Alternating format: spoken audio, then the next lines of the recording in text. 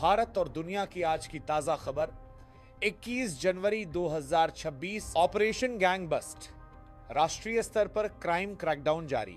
Delhi police और कई राज्यों की पुलिस बलों द्वारा चलाए जा रहे ऑपरेशन गैंग बस्ट के तहत दिल्ली, पंजाब, हरियाणा, राजस्थान, यूपी और हिमाचल प्रदेश में एक बड़े आपराधिक नेटवर्क के खिलाफ कार्रवाई जारी है।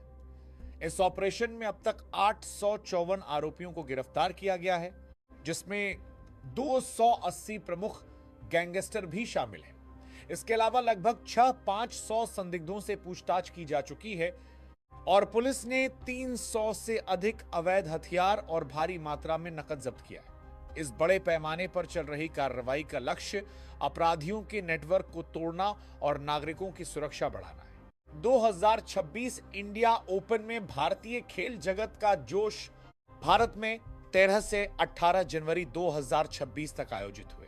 2026 India open badminton tournament Yonex sunrise India open 2026 में दुनिया भर के खिलाड़ियों ने शानदार खेल प्रदर्शन किया।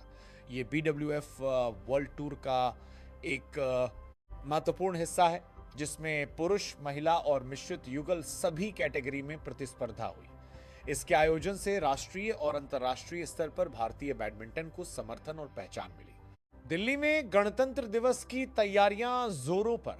26 जनवरी को होने वाले 76वें दिल्ली गणतंत्र दिवस परेड की तैयारियां पूरी रफ्तार से जारी हैं। हर साल की तरह इस परेड में भारत की सैन्य शक्ति, सांस्कृतिक विविधता और तकनीकी प्रगति का शानदार प्रदर्शन होता है। मुख्य आयोजन नए कर्तव्य पथ पर होगा, जहां विभिन्न राज्यों और केंद्रीय बलों की टुकड़ियां मार्च पास्ट करेंगी। यह आयोजन भारतीय जनता के लिए राष्ट्रीय गर्व का प्रतीक है और दुनिया भर से उपस्थित दर्शकों और विदेशी मेहमानों का आकर्षण भी है। राजनीति के मुद्दे, सपा बैठक और सियासी हलचल। राजनीतिक परिदृश्य में आज एक बड़ी खबर उत्तर प्रदेश से आई है। समाजवादी पार्टी सपा के प्रमुख अखिलेश यादव ने सभी सांसदों को लखनऊ बुलाकर एक अहम बैठक आज आयोजित करने का आदेश दिया है।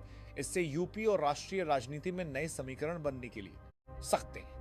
वहीं कांग्रेस सांसद राहुल गांधी भी मनरेगा जैसे मुद्दों और अन्य प्रमुख राष्ट्रीय योजनाओं को लेकर चर्चा कर रहे हैं, जिससे सियासी गतिशीलता बढ़ी हुई है। अंतर्राष्ट्रीय परिदृश्य, वैश्विक दौरे और रणनीतिक संबंध। यूएस और भारत के बीच कूटनीतिक संबंधों को लेकर भी खबरें बनी हुई हैं।